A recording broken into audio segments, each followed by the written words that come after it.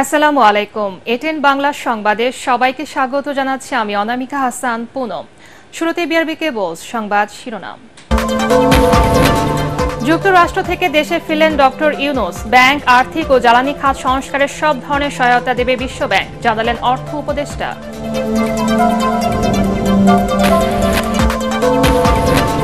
দুর্গাপূজাকে ঘিরে দেশকে অস্থিতিশীল করার চক্রান্ত চলছে, আশঙ্কা বিএনপির। শেখ হাসিনা অপরাধী হলে অবশ্যই শাস্তি পেতে হবে বলছে জামাত। জয়কে অপহরণ ও হত্যা চেষ্টা মামলায় সাজাপ্রাপ্ত সম্পাদক মাহমুদুর রহমানের ঢাকা সিএমএম কোর্টে আত্মসমর্পণ, কারাগারে পাঠিয়েছে আদালত। শুনছিলেন বিআরবি কেবল সংবাদ শিরোনাম, এবারে বিস্তারিত। জাতিসংঘ সাধারণ পরিষদের ৭৯তম অধিবেশন এবং অন্যান্য উচ্চ পর্যায়ের দ্বিপক্ষীয় বৈঠক ও অনুষ্ঠানে যোগদান শেষে দেশে ফিরেছেন অন্তর্বর্তী সরকারের প্রধান উপদেষ্টা ডক্টর মোহাম্মদ ইউনূস। রাত ৩:৩০টায় ঢাকার হযরত শাহজালাল আন্তর্জাতিক বিমানবন্দরে অবতরণ করে প্রধান উপদেষ্টাকে বহনকারী বিমানটি। এর আগে প্রধান উপদেষ্টা ও তার সফর সঙ্গীদের বহনকারী কাতার এয়ারওয়েজের একটি বাণিজ্যিক ফ্লাইট শুক্রবার স্থানীয় সময় রাত ৯:৩০টায় ঢাকার উদ্দেশ্যে নিউ ইয়র্কের জন এফ কেনেডি আন্তর্জাতিক বিমানবন্দর ছাড়ে। ডক্টর মোহাম্মদ ইউনূস মার্কিন প্রেসিডেন্ট জো বাইডেন সহ ১২টি দেশের সরকার ও রাষ্ট্রপ্রধান এবং বিভিন্ন আন্তর্জাতিক সংস্থার প্রধানের সঙ্গে সাক্ষাৎ করেন এবং সাইড লাইনে ৪০টি উচ্চ পর্যায়ের বৈঠকে অংশ নেন।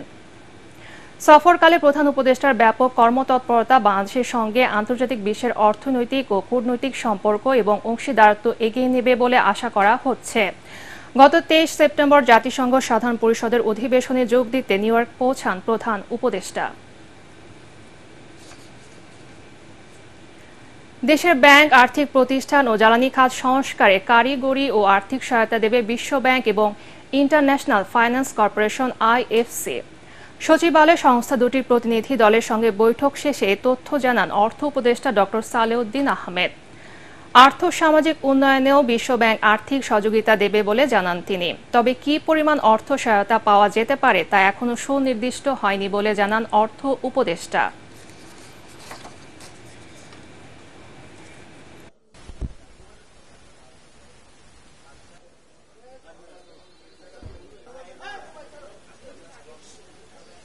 বিশ্বব্যাংক কি কি কাজে সহায়তা দেবে আমরা এর আগেও আলোচনা করেছি। আমাদের financial sector reform, NBR reform, এগুলো নিয়ে আলাপ হয়েছে।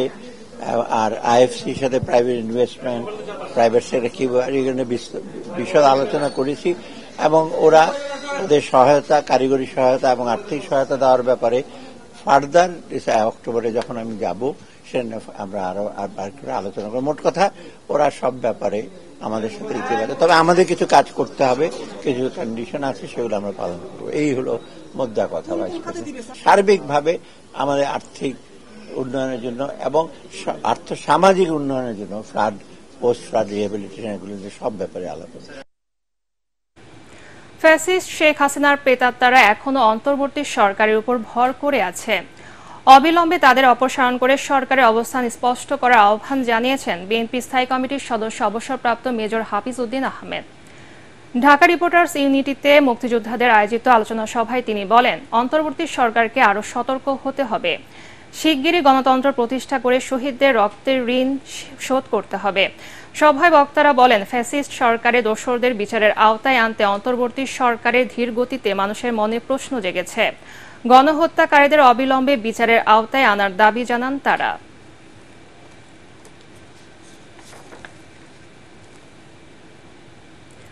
দুর্গাপূজাকে ঘিরে দেশকে অস্থিতিশীল করার চক্রান্ত মোকাবেলায় বিএনপি নেতাকর্মীদের সতর্ক থাকার আহ্বান জানিয়েছেন দলের স্থায়ী কমিটির সদস্য গয়েশ্বর চন্দ্র রায়।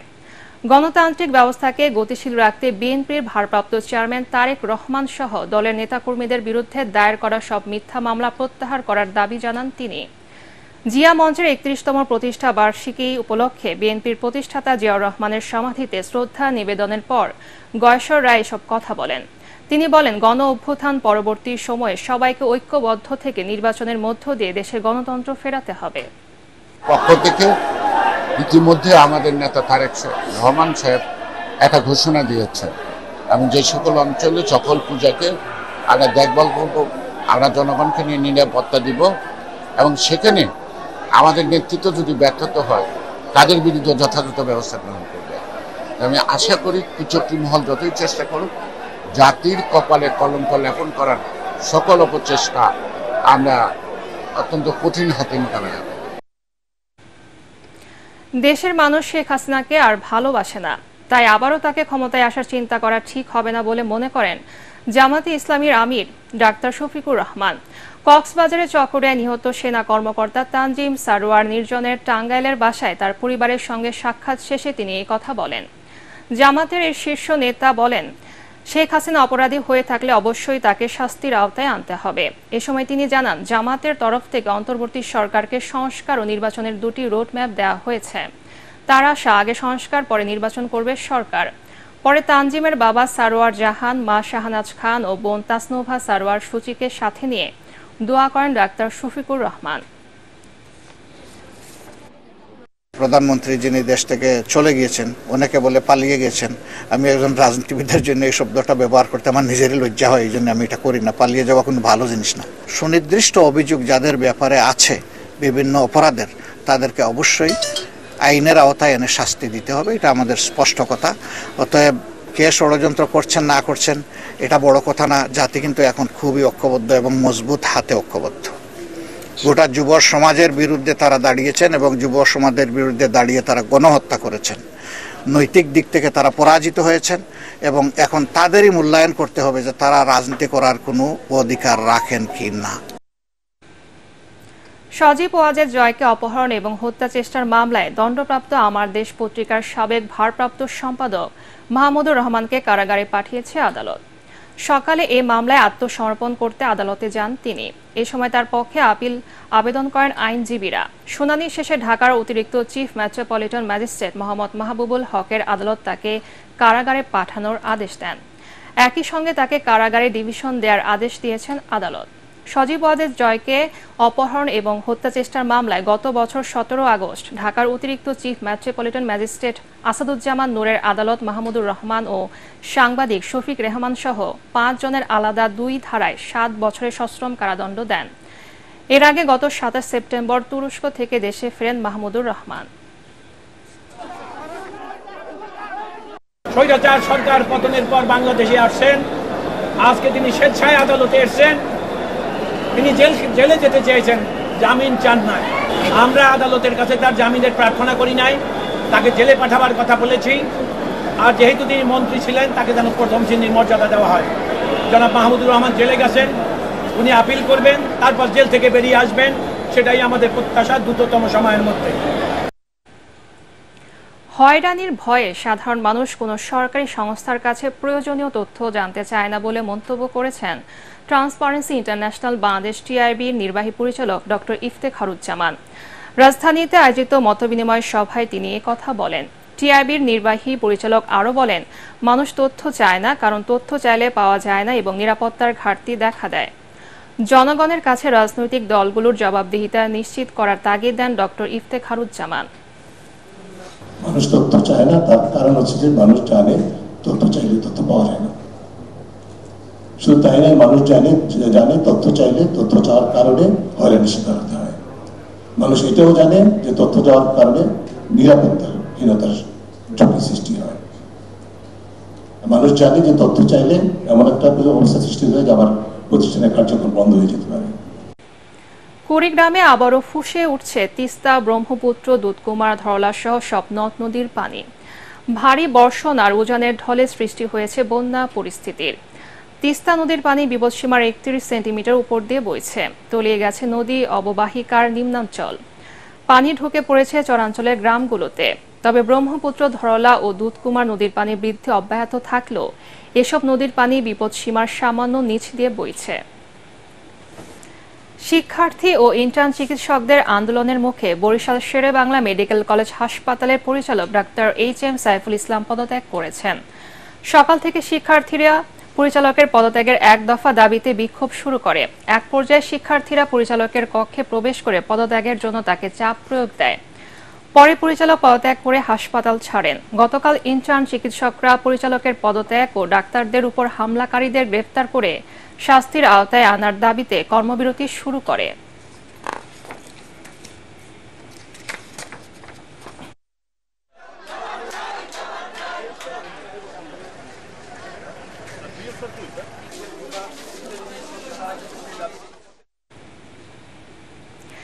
দেশের চিকিৎসা শিক্ষার উন্নয়নে শুরু হলো international conference of accreditation for quality medical education.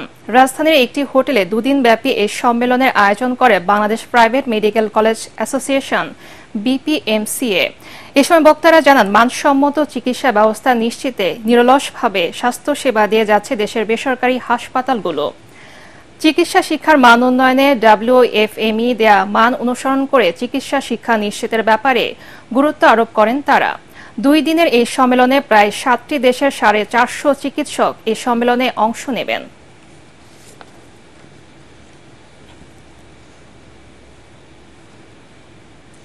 কুমিল্লায় পশু পাখির চিকিৎসায় কাজ করছে ক্যাটস হোম বিড়ালের বাড়ি। রাজধানীর বাইরে প্রাণী চিকিৎসার তেমন সুব্যবস্থা না থাকায় বেশ সাড়া ফেলেছে এই উদ্যোগ। এছাড়া আটকে পড়া পশু পাখি উদ্ধারেও তারা কাজ করছে বলে জানালেন এর উদ্যোক্তা সাইফুদ্দিন রনি। কুমিল্লা প্রতিনিধি খায়রুল আহসান মানিকের রিপোর্ট, জানাচ্ছেন ফারহিন ইসলাম টুম্পা। শখের বশে অনেকেই বিড়াল, কুকুর, খরগোশ সহ পশু পাখি পালন করেন। এদের যেমন প্রয়োজন হয় যত্নের, তেমনি অসুস্থতায় দরকার হয় চিকিৎসার। তবে রাজধানীর বাইরে প্রাণী চিকিৎসার তেমন ব্যবস্থা না থাকায় প্রায়ই বিপাকে পড়েন মফস্বলের পশু পাখি পালনকারীরা। পশু পাখিদের সেবার চিন্তা থেকেই কুমিল্লায় এই প্রতিষ্ঠানের জন্ম। এখানে এসে আমাদের বিড়ালকে র্যাবিস, দেন হচ্ছে ফ্লু, নিউট্রাল, এগুলো সবই করতে পারছি। ভ্যাকসিনটা অ্যাভেলেবেল পাওয়া যাবে, আগে ভ্যাকসিনটা তেমন পাওয়া যেত না। ঢাকা শহরে যাওয়াটা আমাদের জন্য টাফ, খরচও বেশি। ওইভাবে কুমিল্লায় এসে তারা আমাদেরকে সাহায্য করতেছে। প্রতিদিনের চিকিৎসা দেওয়ার পাশাপাশি চালু রয়েছে পাক্ষিক সেবা। ভ্যাকসিন দেওয়া ছাড়াও করা হয় অস্ত্রোপচার। তাছাড়া ঢাকা থেকে নিয়মিত বিশেষজ্ঞ চিকিৎসক আসেন এখানে। কুমিল্লার গার্ডিয়ানদের মতো যদি সবাই হতে পারতো, এটা হয়তোবা পেট প্যারেন্ট হিসেবে, আমার নিজেরও বিড়াল আছে, পেট প্যারেন্ট হিসেবে বলবো যে তারা আইডিয়াল। ক্যাটস হোম বিড়ালের বাড়ির উদ্যোক্তা মোহাম্মদ সাইফুদ্দিন রনি জানান, কুমিল্লায় বসবাসের কারণে চিকিৎসার অভাবে তার 2টি বিড়াল মারা যায়। এরপরই এই ক্যাম্প শুরু করেন। বর্তমানে 15টি বিড়াল রয়েছে তার। আমার ক্যাম্প শুরু করার পর থেকে বিড়ালের চিকিৎসার ব্যাপারে সচেতন হয়েছেন এবং বর্তমানে কুমিল্লায় অনেক ভেট চিকিৎসা দিচ্ছেন। এমন প্রাণী চিকিৎসা কেন্দ্র সারা দেশে ছড়িয়ে দেওয়ার দাবি পশুপ্রেমীদের। Bureau report, ATN Bangla. এবারে আল আরাফা ইসলামী ব্যাংক অর্থ সংবাদ।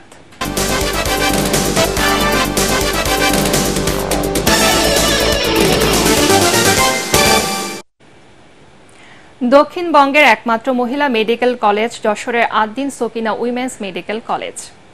ভালো ফলাফলের মাধ্যমে সুনাম ধরে রাখা এই মেডিকেল কলেজে সম্প্রতি ভর্তি হয়েছে প্রতিষ্ঠানটির 13তম ব্যাচ। মনোমুগ্ধকর অনুষ্ঠানে দেশি বিদেশি নতুন শিক্ষার্থীদের বরণ করে নেন আগের ব্যাচের শিক্ষার্থীরা। যশোর থেকে তামান্না ফারজানার রিপোর্ট, জানাচ্ছেন জাহিদুল আলম। 2012 সালে যশোর ফুলের হাটে যাত্রা শুরু করে Ad-din Sakina women's medical college. অভিজ্ঞ শিক্ষকের তত্ত্বাবধানে পর্যাপ্ত তাত্ত্বিক ও ব্যবহারিক ক্লাস পরিচালনার কারণে শিক্ষার্থীরা পাচ্ছেন অভাবনীয় সাফল্য। ফলে দেশের গণ্ডি পেরিয়ে বিদেশেও ছড়িয়ে পড়েছে এর সুনাম। এতে প্রতি বছরই বাংলাদেশি শিক্ষার্থীদের পাশাপাশি বাড়ছে বিদেশি শিক্ষার্থীদের সংখ্যাও। এবছরও মেডিকেল কলেজটিতে ভর্তি হয়েছেন 9 জন ভারতীয় সহ মোট 75 জন শিক্ষার্থী। সম্প্রতি এক অনুষ্ঠানের মধ্য দিয়ে তাদের বরণ করে নেন প্রতিষ্ঠানটির শিক্ষক শিক্ষার্থীরা। আমি এখানকার সবকিছু দেখে আশাবাদী যে আমি ঠিক জায়গায় ভর্তি হতে পেরেছি। আমাদের এত সুন্দর একটা প্রোগ্রাম উপহার দেওয়ার জন্য কর্তৃপক্ষকে ধন্যবাদ। নতুন শিক্ষার্থীদের উদ্দেশ্যে দিক নির্দেশনামূলক বক্তব্য দেন আদ্দিন ফাউন্ডেশনের নির্বাহী পরিচালক ডাক্তার শেখ মহিউদ্দিন এবং আদ্দিন হাসপাতাল এবং নার্সিং ইনস্টিটিউটগুলোর মহাপরিচালক অধ্যাপক ডাক্তার নাহিদ ইয়াসমিন। ফ্রাস্ট্রেশন যেন কারো মাঝে না আসে, সবাই যদি একসাথে পড়াশোনা করে এগিয়ে যাও তাহলে দেখবে প্রত্যেকটা প্রফেশনাল পরীক্ষায় তোমরা খুবই ভালো রেজাল্ট করে যাবে। মেডিকেল বিশ্বকে, এই পৃথিবীর বিশ্বকে মেডিকেল ইতিহাসের সমস্ত বিপ্লব ঘটাতে হবে। তার জন্য লিডার দরকার, লিডার দরকার। উই ওয়ান্ট দোজ লিডার্স ইনশাআল্লাহ। নবীন বরণ অনুষ্ঠানে আদ্দিন ফাউন্ডেশনের উপদেষ্টা অধ্যাপক ডাক্তার আফিকুর রহমান, আদ্দিন সকিনা উইমেন্স মেডিকেল কলেজের উপদেষ্টা অধ্যাপক ডাক্তার গোলাম মুক্তাদির, অধ্যক্ষ অধ্যাপক ডাক্তার গিয়াসউদ্দিন, উপাধ্যক্ষ ডাক্তার সঞ্জয় সাহা অন্যান্যের মধ্যে উপস্থিত ছিলেন। Bureau report, ATN Bangla. এবারে আন্তর্জাতিক সংবাদ।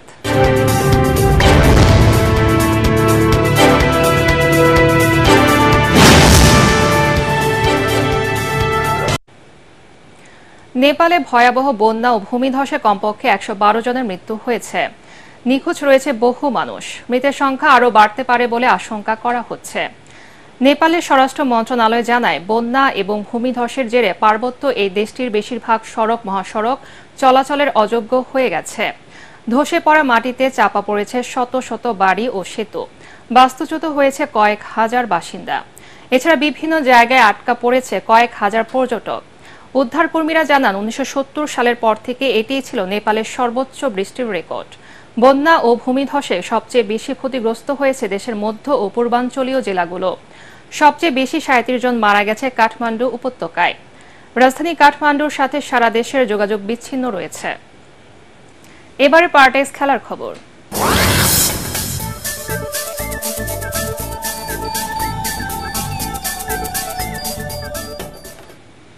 কানপুরে বৃষ্টি নেই, তবে তৃতীয় দিনের খেলা শুরু হতে দেরি হচ্ছে। লাঞ্চের পর খেলা শুরু হওয়ার কথা থাকলেও বল মাঠে গড়ায়নি। আকাশ মেঘলা। আলো স্বল্পতার কারণে তাই খেলা আয়োজন করা যায়নি। দুপুর ২টায় খেলা শুরুর সম্ভাবনা রয়েছে। এর আগে টানা বৃষ্টিতে বাংলাদেশ ও ভারতের মধ্যকার কানপুর টেস্টের দ্বিতীয় দিনের খেলা পরিত্যক্ত হয়ে যায়। একটি বলও মাঠে গড়ায়নি। সারাদিন ঢাকায় ছিল পিচ। অবশ্য বৃষ্টির কারণে প্রথম দিনে মাত্র ৩৫ ওভার খেলা হয়েছিল। ৩ উইকেটে ১০৭ রান তোলে বাংলাদেশ। ৪০ রান নিয়ে মুমিনুল আর ৬ রান নিয়ে অপরাজিত ছিলেন মুশফিকুর রহিম। শেষ করার আগে বিআরবি কেবল সংবাদ শিরোনাম আরেকবার।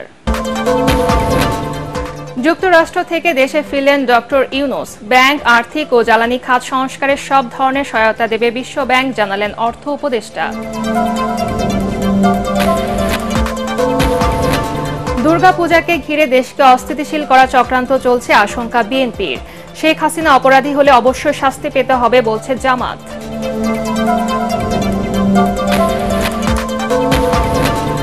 জয়কা অপহরণ ও হত্যা চেষ্টা মামলায় সাজাপ্রাপ্ত সম্পাদক মাহমুদুর রহমানের ঢাকা সিএমএম কোর্টে আত্মসমর্পণ। কারাগারে পাঠিয়েছে আদালত। পরবর্তী সংবাদ দেখার আমন্ত্রণ জানিয়ে এখনকার মতো শেষ করছি। এটিএন বাংলা সংবাদ ইউটিউবে দেখতে ব্রাউজ করুন, youtube/8nbanglanews। ধন্যবাদ সবাইকে।